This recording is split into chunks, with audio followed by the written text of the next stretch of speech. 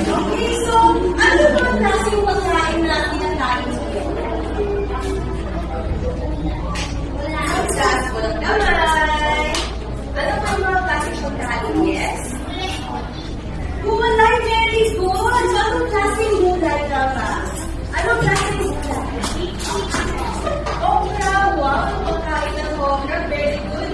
Kuya lang kumakain ng okra sa bato. So, very good yan. Yes, yes. Ay, klaseng gulay. Walang lang yung bago. Gusto mo? Ayan. So, kumigil na mamaya. Yes, okay, chocolate. Okay, so, syempre matamis yung chocolate, kaya gusto natin. So, unang, ngayon, sasabihin mo lang kung ano yung mga gusto mong pagkain, kailan yung business ko, ito gusto nga ba, ayaw at gusto ito. So, una, ang paborito kong pagkain ay prutas. Mahilig ako sa mga prutas na orange, mansanas, at mangga. So, bakit ko nga ba gusto ito? Sa tingin nyo, bakit nga ba gusto ni teacher ito? Masarap? Ano pa? Matamis. Very good. So, paano ko yung natin nalalaman kung gusto natin ang isang pagkain? Anong parte ng katawan ang nakakapanglasa nito? Ano ito? Yes? Dila.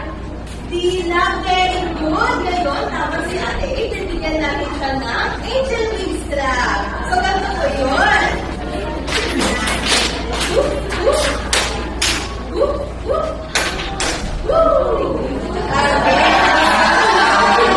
Let's go. Let's go together. 3, 2, 1.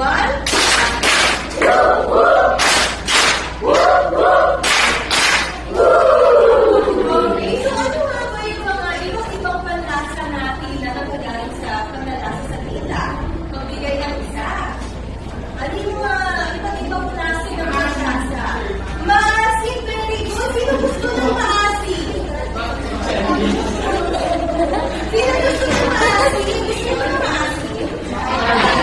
Gusto nila ng maasim. So, anong klase yung pagkain ng maasim ang gusto niyo? Mangga, yung color?